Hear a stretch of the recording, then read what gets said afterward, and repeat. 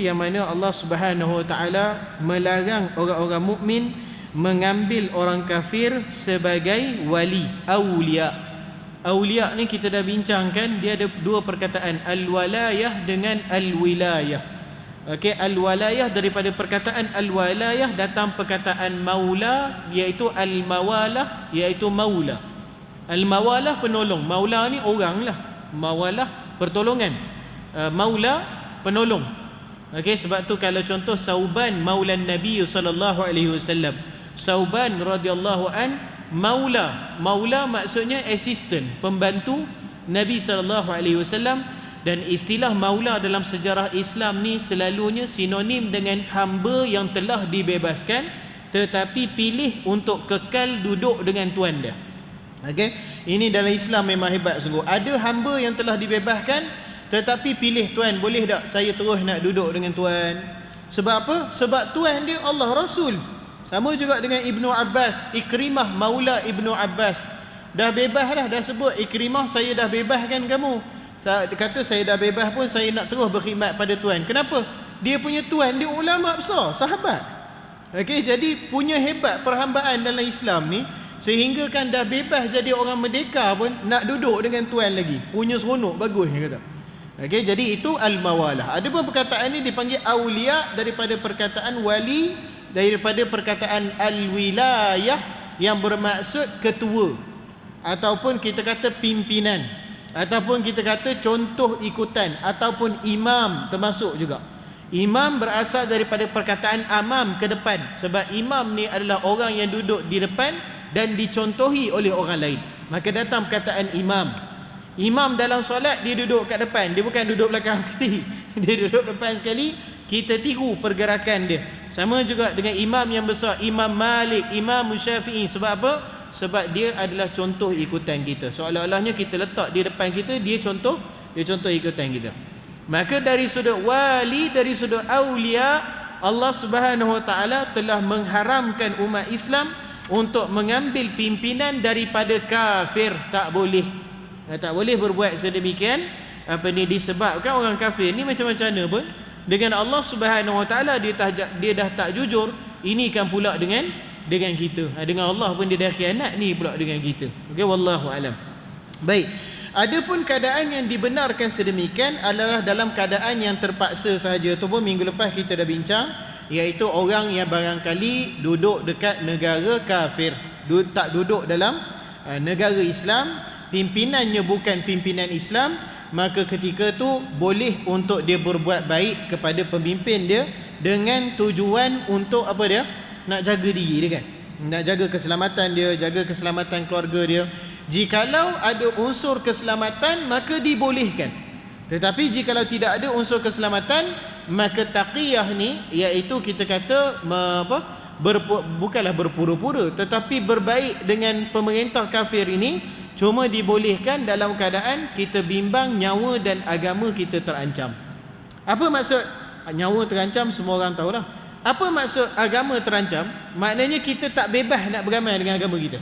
Okey, maksudnya ada setengah negara, macam contoh China kan. China kan negara yang mengharamkan semua jenis agama, bukan saja Islam. Dia tak kira agama apa, semua tak boleh. Okey, dalam keadaan tu kita kata kita berbaik, kita pun nak elok diri daripada kena penjara, masuk kat Xinjiang, masuk dekat dekat kawasan kem tahanan. Tetapi dekat rumah kita senyap-senyap kita beribadah. Boleh tak? Boleh. Okey, sebab nak menjaga agama dan nyawa kita. Adapun kalau tidak terdapat ancaman sampai ke tahap tu, maka tidak dibolehkan. Itu saja. Baik, kemudian kita sambung hari ini ayat 29 hingga 32 tu, setakat mana kita sempat insya-Allah. Kata pengarang, pada ayat-ayat yang terdahulu Allah Subhanahu Wa Taala melarang orang yang beriman mengambil orang kafir sebagai teman karib ataupun pemimpin ataupun penolong jikalau hal yang demikian dapat merugikan umat Islam sendiri. Larangan itu tidak lain hanyalah untuk menjaga dan memelihara kemaslahatan agama serta kaum muslimin tidak terganggu dalam usahanya untuk mencapai tujuan yang dikehendaki oleh agamanya. Sebab takut nanti kan dia berbuat maslahat pada orang bukan Islam, macam saya sebut dalam muamalah boleh. tapi dia tidak dibolehkan kita berwalak kepada mereka, kita terlalu rapat dengan mereka, sehingga kan nak buat benda yang agama suruh kita terhalang. Boleh faham tak? Kita tak boleh buat. Umpamanya kita dah baik sangat dengan dia, dah rapat sangat dengan dia, umpamanya kita nak buat hukum had, kan? Kita nak buat hukum qisas. Benda ni dituntut oleh Allah Subhanahu Wa Taala. Fardu dituntut dalam agama, disebut dalam Quran. Bila kita nak buat tu sebab kita sebab baik dengan dia, dia pun kata, ustaz kata kalau boleh tak payahlah buat, kesian kat kami ni. Kami ni tak percaya sangat dengan hukum tu. Nanti kan jadi apa-apa kan kami kena sekali. Kita pun dah baik rapat sangat dia, kita pun naik izian. Kita pun kata tak apalah, disebabkan tu kita sebagai orang Islam kita tak buat hukum ni sebab kesian kat adik-beradik bukan Islam kita. Na'udzubillah min zalik. Tak boleh. Okey, sebab apa yang dituntut oleh Allah dan Rasulnya, apa yang dituntut oleh Al-Quran tu benda yang memang kita kena buat. Okey, sebab tu dia kena ada jarak. Bukan kata tak boleh berbaik langsung, tapi kena ada jarak supaya membebaskan kita untuk melaksanakan agama Allah Subhanahu Wa Taala. Yang tu yang paling utama. Okey. Kemudian dikata, tetapi Allah tidak melarang jikalau bentuk persahabatan dan persetujuan kerjasama dapat menjamin kemaslahatan orang Islam. Nabi SAW pernah berbuat demikian dengan Bani Khuza'ah sedangkan mereka masih dalam syirik. Iaitu kita nak ikat perjanjian damai, boleh tak? Boleh. Kita nak ikat perjanjian persahabatan umpamanya dari sudut perdagangan, ekonomi, boleh tak? Boleh. Okey, tidak ada masalah. Cuma dia tak boleh terlalu rapat. Dari segi boleh? Boleh. Begitu juga masa perjanjian Hudaibiyah. Yang ni pun ada juga saya sebut minggu lepas. Masa perjanjian Hudaibiyah, dia tawarkan perjanjian damai pada Nabi SAW. Baginda terima tak? Baginda terima. Maka kita ni dalam situasi negara kita sekarang, kita tidak ada macam contoh, okey, Malaysia ada perjanjian damai dengan sekian-sekian negara. Ada tak? Kita tak ada macam tu. Okey, kita tak ada sistem macam, sebab ini sistem lama. Itu sistem ketika mana dunia masih belum berinteraksi dan berhubung. Jadi dalam dunia sekarang ni, saya nak menjawab sebahagian daripada, bukan sebahagian, sebahagian daripada beberapa ajaran yang kita nampak menghala ke arah kekerasan. Salah satunya apa? Hizbut Tahrir. Hizbut Tahrir ni saya tengok kebelakangan sebulan dua ni ramai pula orang tanya pasal dia. Dulu macam tak ada dah kan. Saya ingat lebih kurang 2-3 tahun lepas dah tenggelam dah. Tiba-tiba kebelakangan sebulan dua ni tiba-tiba ramai orang duk tanya, Ustaz Hizbut Tahrir apa? Ustaz, saya tanya kawan saya beragama, dia ni Hizbut Tahrir tapi dia bagus. Jam pening dulu tu. Okey. Hizbut Tahrir merupakan satu gerakan yang mereka mengatakan negara Islam itu adalah negara yang melaksanakan hukum had sahaja. Tak ada hukum had, dia bukan negara Islam. Kalau ada hukum had, dia negara Islam. Tak ada hukum had, dia bukan negara Islam. Walaupun diduduki oleh ramai orang Islam. Yang ni fahaman ekstremis, tuan-tuan. Tak boleh sedemikian. Maka disebabkan tu mereka isytihar dalam buku mereka. Mereka kata buat masa ni tidak ada negara negara Islam. Tak ada, dia kata. Sebab apa? Kita kata Saudi buat hukum had, kan? Sebab Saudi pemerintahan beraja. Saudi bukan pemerintahan khalifah. Maka dia kata dalam dunia sekarang tidak ada negara Islam. Semua negara kafir. Okey, yang tu kita macam teruk dah tu. Dan mereka mengisytiharkan kalau negara tu bukan negara Islam, negara kafir, kita boleh serang. Ini dah mula mahala ke? Dah mula nak masuk ke dalam ekstremisme lah, nak masuk ke arah nak kata keganasan pun boleh lah. Maka mereka sebut bahawasanya dalam dunia sekarang tidak ada istilah perjanjian damai dengan negara kafir. Yang ni memang ekstrim.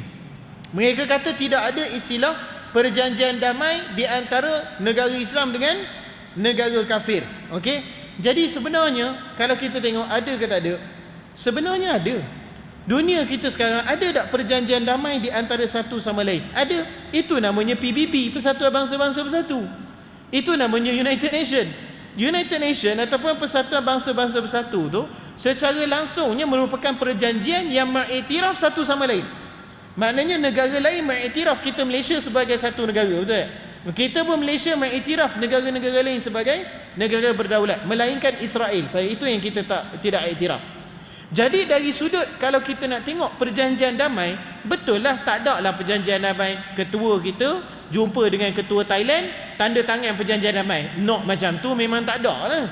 Okey, tetapi dari sudut kefahaman bersama, kita mengiktiraf setiap negara tu negara berdaulat, itulah di antara fungsi PBB tu. Sebab tu yang orang perjuangkan Palestin nak dimasukkan sebagai satu negara diiktiraf. Sebab bila iktiraf Palestin sebagai satu negara, maka apa-apa perlakuan keganasan terhadap Palestin boleh diperangi. Itu yang mereka duk veto duk lawan, sebab mereka nak jadikan Palestin tu Israel. Lebih kurang macam itulah politik dunia kan.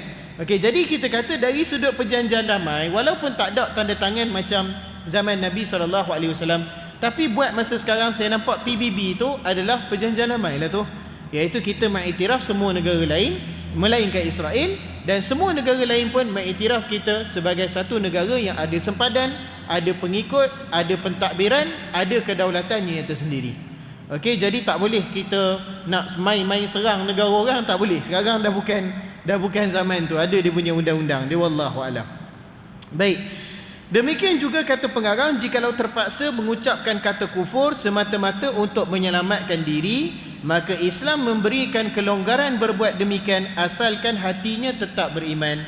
Yang ni contoh setiap kali pun memang kita bagi kisah Ammar bin Yasir radhiyallahu an diseksa, kemudian diucap kalimah-kalimah kufur semata-mata untuk melepaskan diri dia saja, itu saja. Bila orang lepaskan dia, dia balik solat apa semua macam biasa. Okey, yang tu boleh jikalau hati dia masih kekal dengan keimanan.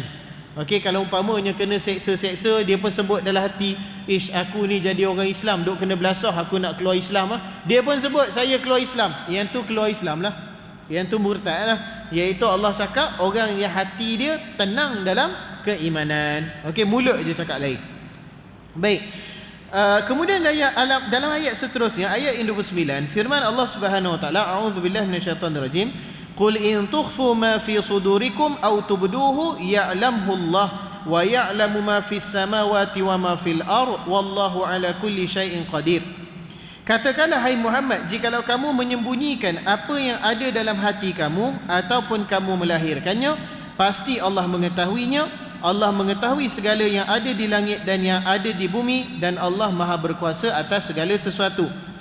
Kata pengarang, pada ayat ini Allah memperingatkan bahawa Dia mengetahui segala yang terkandung dalam hati orang Islam yang mengadakan hubungan yang akrab dengan orang kafir, sama ada kerana mereka suka kepada orang kafir atau hal itu dilakukan kerana maksud untuk menyelamatkan diri atau demi kemaslahatan kaum muslimin. Masya-Allah. Maknanya kita ni nak bersahabat, nak berkawan dengan orang kafir, baik-baik, itu kata Allah Subhanahu wa taala. Sebab Allah tahu kamu punya niat kamu.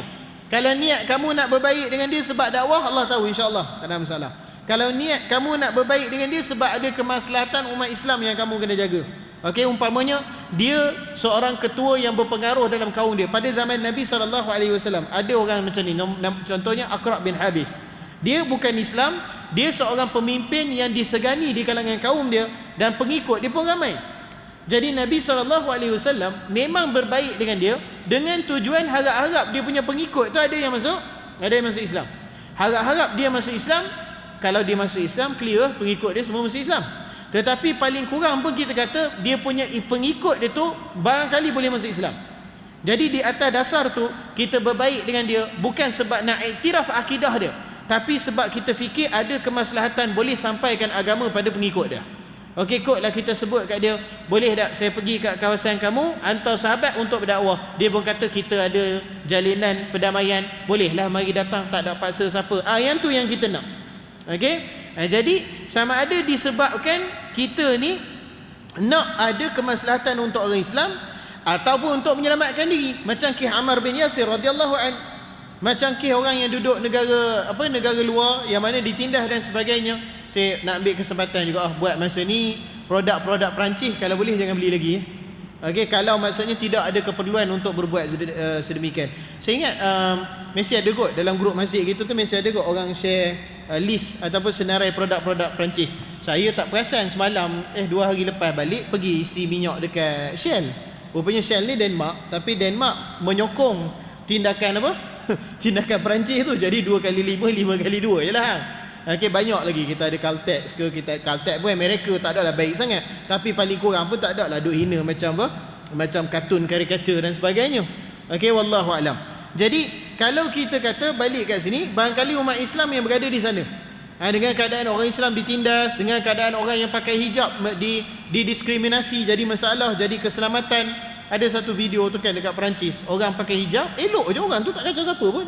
Nak turun kat tangga, orang terajang belakang dia tu, terseliuh tu dalam belakang dia, terajang belakang, jatuh. Kita kata pemimpin Islam ketika tu jumpa dengan pemimpin dia, berbuat baik, berbuat baik sebab kata apa, nak minta perlindungan dia tu, mereka nak berhijrah susah dan sebagainya. Kalau macam tu okey, tak apa. Okey, jadi Allah Subhanahu Wa Taala kata, niat seseorang bila berbaik dengan orang bukan Islam ni ataupun orang kafir, ya'lamuhullah, Allah akan tahu. Sebab tu kita baik-baik, apa-apa tindakan kita pun pastikan niat kita tu betul. Yang tu berbalik pada innamal a'malu binniat tu. Pastikan niat kita betul. Adakah niat kita untuk kita nak ajak mereka masuk Islam, ataupun niat kita nak tunjuk kita ni baik dengan tak ada, kalau benda gitu tak ada harapan apa pun jadi. Okey, apa niat kita untuk berbuat sedemikian? Kata Allah Subhanahu Wa Taala, ya'lamullah, Allah Subhanahu Wa Taala tahu benda tu semua.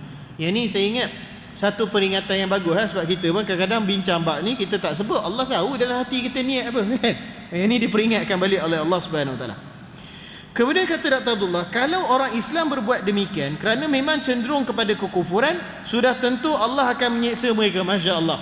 Maknanya kalau ada orang Islam yang buat macam tu sebab memang dia kagum kepada akidahnya kafir, ataupun dia kagum kepada akhlaknya kafir, ataupun dia kagum kepada nilainya kafir, yang tu dilarang oleh Allah Subhanahu Wa Taala. Tak ada nilai dalam Islam yang tidak dimiliki oleh orang kafir, dan tidak ada nilai baik oleh orang kafir yang tidak dimiliki orang Islam. Tak ada. Jangan kata ustaz, orang kafir ni dia ada gini, orang Islam tak ada macam ni. Bohong. Dalam agama Allah Subhanahu Wa Taala ni ada belaka dah, ada semua dah. Okey, tak ada, kita tak perlukan nilai mereka, tak perlu. Kita tak perlukan betul salah di sisi mereka. Kalau seseorang tu berbaik sebab kagum, kata itulah betul, itulah salah di sisi yang baik, yang tu masalah kita ke akhirat nanti. Yang ni saya ingat bab kata apa, guru dan sahabat saya Ustaz Kadir kita, dosa yang dekat akhirat tak selesai lagi, kita kena cakap dengan Allah Subhanahu Wa Taala. Na'udzubillah min zalik. Okey, jangan kita ni kalau boleh hidup kita, janganlah kita ni mati ada bawa dosa yang kita tak selesai dekat pada mahsyar tu. Okey, bagi habis kat dunia saja.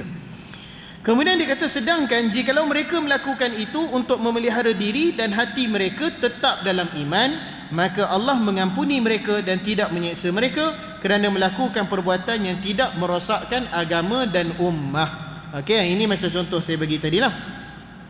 Allah memberikan pembalasan kepada mereka menurut ilmunya yang maha luas, yang meliputi langit dan bumi. Allah akhiri ayat di atas dengan Allah maha berkuasa atas segala sesuatu, mengandungi isyarat bahawa kaum muslimin jangan berani menderhakainya, sebab semua maksiat, sama ada yang tersembunyi ataupun yang nampak, sentiasa diketahui oleh Allah, dan dia berkuasa memberikan pembalasan terhadap sesiapa yang melakukan maksiat tersebut. Okey, tidak ada yang terlepas daripada pandangan Allah Subhanahu Wa Taala. Baik, kemudian ayat seterusnya, firman Allah Subhanahu Wa Taala, yauma tajidu kullu nafsin ma amilat min khairin muhdara wa ma amilat min su'in tawaddu law anna bainaha wa bainahu amadan ba'ida wa yuhadzirukumullahu nafsah wallahu raufun bil ibad. Yang bermaksud pada hari ketika setiap orang mendapati segala kebajikan dihadapkan ke wajahnya, begitu juga kejahatan yang telah dikerjakannya. Dia ingin kalau kiranya antara dia dengan hari itu ada masa yang jauh, dan Allah memperingatkan kamu terhadap siksaannya, dan Allah sangat penyayang terhadap hamba-hambanya. Dalam ayat ini pula Allah memperingatkan orang yang beriman akan suatu hari yang pasti datang, iaitu hari akhirat, di mana pada hari itu setiap orang akan menyaksikan sendiri segala perbuatannya dalam hidupnya. Orang yang baik akan menerima ganjaran kebaikan dan mereka sangat senang dan gembira. Demikian juga sebaliknya, orang yang banyak melakukan kejahatan akan menyaksikan pula semua kejahatannya, dan mereka menginginkan kejahatan itu dijauhkan daripada mereka. Kemudian Allah mengulangi lagi amarannya agar manusia berwaspada terhadap siksaannya. Maksudnya hendaklah manusia takut akan kemurkaannya, iaitu dengan cara mengerjakan kebaikan, menolak muslihat syaitan. Ini kelas talbisu iblis kita, jalan macam biasalah insya-Allah hari ni. dan bertaubat kepadanya. Kemudian ayat ini ditutup dengan penyataan bahawa Allah penyayang terhadap hamba-hambanya. Baik, ini ada satu pernyataan menarik. Kata Hasan Al-Basri. Siapa Hasan Al-Basri? Dia ni ulama tabi'in. Sempat belajar lama dengan Ali bin Abi Talib, sempat bertemu dengan Umar Al-Khattab radhiyallahu an, anak susuan Ummu Salamah radhiyallahu anha. Dia ni orang tabi'in yang terutamanya kalau dalam bab-bab, saya ingat tasawuf ni memang nama yang terkenal lah. Hasan Al-Basri rahimahullahu ta'ala. Hasan Al-Basri berkata, antara bukti kasih sayang ataupun Allah kepada hambanya ialah, yang pertama dia kata, dia memperingatkan manusia akan dirinya, memperkenalkan kepada mereka kesempurnaan ilmu dan kudrahnya. Maka sesiapa yang telah mengetahui hal itu dengan sempurna, maka dia pasti berasa terpanggil untuk mencari keredaannya dan menjauhi kemurkaannya. Masya Allah. Maksudnya apa? Manusia ni tuan-tuan, saya ingat ada satu soalan timbul. Manusia ni, kan kata Nabi SAW, kullu mauludin yuladu alal fitrah. Kata Nabi SAW, setiap anak itu lahir di dalam fitrahnya. Apa maksud fitrah kat sini? Waktu banyak khilaf lah, tapi saya pendekkan cerita. Fitrah itu adalah Islam. Sebab Nabi SAW kata, maka kedua ibu bapanya lah yang menyahudikannya atau menasranikannya atau memajusikannya. Nabi tak sebut mengislamkannya. Jadi pandangan yang kuat di situ, wallahu alam, jumhur ulama kata fitrah yang dimaksudkan situ adalah Islam. Sebab tu kita, agama kita, dia tak ada istilah bayi lahir. Ada tak istilah kalau kita bayi lahir, orang telefon kita kata, ustaz, boleh tak tolong Islamkan anak saya? Mana ada? Tak ada. Tahnik adalah kan, kita kata tahnik, akikah, cukur rambut, beri nama, waktu ada kan. Dari sudut, ada tak orang telefon kata, ustaz, tolong Islamkan anak saya? Tak ada. Okay? Dalam Kristian dia ada istilah tu, membaptiskan anak. Dia ada istilah tu. Okey, dalam agama lain pun saya kira ada juga. Tetapi dalam agama Islam tidak ada istilah macam tu. Baik, disebabkan setiap bayi yang lahir itu dilahirkan di atas fitrahnya. Okey, timbul satu soalan. Kalau seorang manusia itu dia dah lahir dalam fitrah dia, kita tak usik dia. Maksudnya kita sendiri tak masuk campur tangan dalam dia punya pembesaran dia. Kita letak dalam masyarakat, kita kata, ataupun kita bagi dia membesar sendiri. Kemudian kita kata kita tak masuk campur dari sudut urusan agama dan sebagainya, disebabkan dia dah lahir atas fitrah. Boleh faham tak? Kalau buat satu, bukanlah kata ada eksperimen macam ni, tapi katalah ada orang buat macam tu. Okey, soalan dia, bayi itu apabila dia membesar, adakah dia jadi orang yang baik ataupun orang yang tak baik? Itu soalan dia. Faham tak soalan dia? Seorang bayi kita letakkan, malahan nak kata asingkan daripada orang ramai pun boleh juga. Kita letak dia kat satu tempat asing daripada ramai orang. Okey, dia besar sendiri. Kita kata dah memang Nabi kata dia lahir di atas fitrah dia. Okey, dia besar sendiri. Bila dia membesar, soalan dia jadi orang yang baik ke dia jadi orang yang tak baik? Soalan dia. Kita tak kacau dia. Dia jadi orang yang baik ke dia jadi orang yang tak baik? Dia jadi orang yang tak baik. Sebab apa? Sebab syaitan sentiasa bisikkan perkara yang tak baik pada manusia. Okey, jadi nak menceritakan bahawasanya manusia ni tuan-tuan, kalau bukan dengan panduan agama, kalau manusia ni dibiarkan liar macam layang-layang terputus tali, kita kata kan, adakah manusia ni jadi baik ke jadi jahat? Jawabnya dia jadi jahat. Sejarah dunia berapa kali membuktikan manusia ni dia jadi baik bila diikut panduan agama saja. Sebab tu Allah Subhanahu Wa Taala bila dihantar Nabi Adam turun ke bumi, apa kata Allah Subhanahu Wa Taala? Fa imma ya'tiyannakum minni huda faman tabi'a hudaya fala khaufun alaihim wa lahum yahzanun. Allah Subhanahu Wa Taala kata, sesungguhnya akan datang kepada kamu hidayahku, yang mana sesiapa yang mengikuti hidayahku, dia tidak perlu takut dan dia tak perlu risau. Okey, apa hidayah tu? Mufassirun, ahli-ahli tafsir kata hidayah Allah adalah rasul-rasul yang silih berganti. Okey, kita tengok lebih mendalam lagi. Kenapa kena ada kata kunci silih berganti dekat situ? Dia para rasul diutuskan, okeylah cerita dia, tetapi silih berganti. Cuba kita tengok kepada sejarah manusia. Ni satunya diceritakan dalam Quran. Saya pun wallahu alam, dan setakat pembacaan saya dalam Quran lah, Allah berapa kali sebut dekat kita tuan-tuan dan puan-puan. Allah dah cerita berkenaan umat yang terdahulu ni dah banyak kali Allah cerita. Allah Subhanahu Wa Taala ulang banyak kali kepada kita supaya nak suruh kita fikir berkenaan umat terdahulu. Cuba kita tengok corak kehidupan manusia daripada dulu. Bila ada Nabi Adam alaihissalam, umat ni baik tak? Baiklah. Sebab Nabi Adam memang turun daripada syurga pun. Okey, bila ada Nabi Adam baik tak? Baik. Kemudian bila lama tak ada Nabi Adam, keluar Nabi Idris alaihissalam. Bila Nabi Idris alaihissalam lama tak ada, maknanya manusia ni seolah-olahnya Rasul ni dia punya apa? Dia punya pengembala kambing lah. Boleh cerita gitulah. Okay, kita cakap macam tu kan. Bila dibiarkan manusia ni lama tak ada Rasul, apa terjadi? Bukankah manusia mensyirikkan Allah Subhanahu Wa Taala? Nampak tak? Kemudian Allah hantarkan Nabi Nuh alaihissalam. Betul tak? Allah hantar Nabi Nuh alaihissalam untuk betulkan balik. Umat dia tak dengar. Yang dengar lebih kurang 90 orang saja. Lalu Allah Subhanahu Wa Taala arah dia bina kapal, naik kapal tu, tenggelamkan dunia. Kemudian turun generasi baru daripada umat Nabi Nuh alaihissalam, generasi yang mentauhidkan Allah. Kemudian Nabi Allah Nuh alaihissalam wafat. Bila wafatnya Nabi Nuh alaihissalam, lahir kaum Ad. Apa yang terjadi pada kaum Ad? Ingat tak? Manusia bila dibiarkan tak ikut ajaran agama, dibiarkan tak ada Rasul, mensyirikkan Allah balik. Lepas tu datang pula Nabi Hud alaihissalam, datang pula lepas tu Nabi Saleh alaihissalam. Mereka ni datang bersilih ganti. Sebab apa tuan-tuan? Manusia kalau dibiar tanpa panduan Rasul, tanpa panduan agama, tak ada jadi baik. Kesimpulannya macam tu lah. Sebab tu saya tak boleh terima pernyataan orang, ustaz dia kafir tapi dia baik. Saya tak boleh terima pernyataan tu. Sebab bersilih ganti Allah dah tunjuk. Manusia tak ada panduan Rasul, tak ada panduan agama, confirm dia akan buat kerosakan kat atas muka bumi ni. Confirm. Paling dia akan mensyirikkan Allah, dia akan membuat maksiat, dia tak akan amal ma'ruf, dia tak akan nahi mungkar. Tak lama sikit tak ada Rasul, jadi. Lama sikit tak ada Rasul, jadi. Berapa kali kitaran tu dah jadi dalam hidup kita? Sebab tu bila kita sebut berkenaan 25 Nabi tu kan, Adam, Idris, Nuh, Hud, Saleh, tuan-tuan, betul lah anak kita peringkat anak boleh menyanyi je lah. Tapi cuba kita muhasabah diri tuan-tuan, kenapa Rasul ni banyak?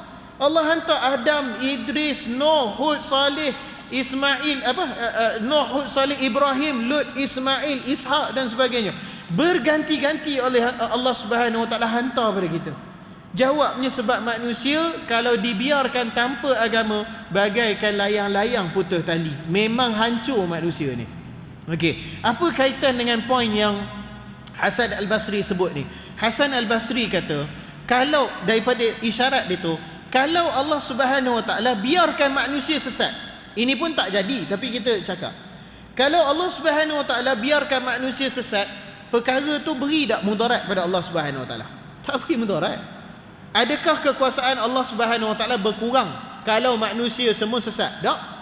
Kalau semua manusia masuk neraka, benda tu beri tak kesan pada Allah Subhanahu Wa Taala? Tak beri kesan. Sebab tu kata Hasan Al-Basri, yang pertama, manusia kalau dibiarkan sebegitu sahaja tanpa panduan agama, manusia confirm akan sesat. Okey? Dan Allah yang kedua, kalau Allah biarkan manusia sesat, tidak ada masalah langsung untuk Allah Subhanahu Wa Taala. Malahan kalau Allah tak cipta kita pun tak ada apa hal pun untuk Allah Subhanahu Wa Taala. Tetapi kata Hasan Al-Basri, di antara kasih sayang Allah kepada kita, dia tak biarkan kita sesat. Betul-betul sebab dia sayang kita. Betul-betul sebab tu. Bukan sebab dia wajib bagi agama kat kita. Bukan sebab kalau Allah tak bagi agama pada kita, kita makin lemah. Na'udzubillah, hasyalillah. Benda tu tak terjadi bagi Allah. Tapi Allah sebab sayang kita, dia perkenalkan agama, dia perkenalkan baginda Nabi SAW. Semuanya betul-betul di atas dasar cinta dan kasih sayang Allah pada hambanya. Atas dasar tu saja. Okey, sebab tu dia kata Hasan Al-Basri mendalam kataan dia ni, kalau kita faham betul-betul benda ni, kita ni hidup kesesatan. Manusia ni kalau dihidup, dia pada saya tak payah pergi jauh. Cuba kita tengok kat negara-negara kafir. Negara yang cuba menentu ukur dia punya nilai dia berdasarkan kepada akal dia. Jadi ke tak jadi undang-undang dia tu? Tak jadi. Dia nak menentu ukur sesuatu perkara dengan akal dia. Jadi ke tak jadi? Tak jadi. Masih memerlukan kepada agama juga. Kita kena ingat, alhamdulillah, kita lahir sebagai Islam. Kita lahir dalam negara Islam. Daripada kita kecil lagi, kita dah ada panduan hidup dah pun. Alhamdulillah. Okey, so itu di antara rahmat Allah kepada kita. Kata Hasan Al-Basri, kalau kita fahamlah benda ni betul, kita faham betul-betul ni bagaimana Allah memperkenalkan diri dia kepada kita, maka kita mesti terpanggil untuk balik pada Allah Subhanahu Wa Taala, mesti punya. Okey, sebab Allah sayang kita, dia buat semua ni. Itu yang pertama. Kemudian yang kedua, dia kata dia menjadikan fitrah iaitu naluri manusia cenderung kepada kebaikan dan sentiasa benci kepada hal yang mengarah kepada kejahatan. Yang ni kalau hati manusia itu bersih, hati manusia itu ikut fitrah dia, memang dia ada rasa perasaan macam tu. Maknanya benda dosa dia rasa dosa, dan benda kebaikan pun dia rasa benda tu kebaikan. Bukankah ada hadis Nabi SAW dalam Al-Arba'in ataupun hadis 40 Imam Nawawi tu ada sebut kan? Ada seorang sahabat, saya lupa nama dia, datang pada Nabi, Sahal bin Sa'ad dah silap, datang pada Nabi SAW nak tanya kepada baginda SAW berkenaan dengan apa itu kebaikan dan apa itu dosa. Lalu Nabi SAW cakap pada dia, ringkaskan cerita, kebaikan itu adalah bila kamu lakukan, hati kamu tak rasa bersalah, dan kamu tak kisah kalau manusia tahu kamu berbuat sedemikian. Betul tak? Kita bangun pagi, keluar kerja, cari kerja yang halal, dosa ke pahala? Pahala. Kalau orang nampak kita keluar kerja, kita rasa bersalah ke kita rasa tak kisah? Oh, tak kisah, tak fikir pun. Orang nampak tu, dia kata kawan keluar kerja ke apa, masalah? Apa muskilah? Tak ada masalah, tak malu pun. Adapun perlakuan dosa itu adalah bila kamu lakukan, kamu terasa dekat hati kamu, dan kamu takut manusia tahu kamu berbuat sedemikian. Okey, orang nak beli dadah umpamanya, tak ke sorok-sorok nak beli dadah tu. Orang nak teguk air ketum kan, dia tak ada umpamanya datang kat Jabatan Mufti kan, bawa air ketum, cari mana Ustaz Azri, minum sikit. Tak ada, dia tak buat macam tu. Dia takut orang nampak dia buat macam tu. Okey, ini hati manusia kalau masih bersih di asas fitrah dia, pastikan perkara ni, kita ada rasa bersalah terhadap dosa, dan kita ada rasa selesa terhadap kebaikan ataupun amal yang baik. Sebab tu saya tertarik kepada kata Hamka. Dia kata sekeji-keji pendosa adalah orang yang dah sentiasa buat dosa sehingga kan hilang rasa bersalahnya, walaupun dosa itu adalah dosa kecil. Na'udzubillah. Okey, dosa kecil dia kata, tapi sebab berulang kali buat, barangkali apa? Barangkali berbohong. Bohong, sampai ke satu masa bila berbohong dah tak rasa bersalah. Kita ni insya-Allah lah setakat ni, kalau bohong tu rasa apa? Rasa bersalah lagi lah kata. Tapi dah selalu bohong, dah rasa tak bersalah lah dekat hati. Okey, yang tu masalah. Orang yang saya ingat Dr. Abdul Basit, Abu Anas Madani kita, dia panggil golongan ni golongan rosak fitrah, dia kata. Orang yang rosak fitrah dia, seorang suami yang isteri dia keluar dengan keadaan yang bertabarruj. Tabarruj ni tak semestinya make up. Tabarruj ni apa-apa penampilan yang membuatkan dia bukan berdiri, macam saya cakap, yang membuatkan dia menonjol daripada orang lain. Itu tabarruj. Barangkali dengan baju dia, barangkali dengan tudung dia, barangkali dengan baju ketat dia, barangkali dengan warna baju dia, barangkali dengan tudung selempang dia, barangkali dengan make up dia, barangkali dengan lukis kening dia. Macam-macam zaman sekarang ni saya tengok make up melampau-lampau. Orang umur 70 lepas make up jadi umur 20 ada. Mana tengok? Baru semalam dia tengok. Oi, kata gila sungguh kata. Dia punya level teknologi make up tu sekarang melampau-lampau kan.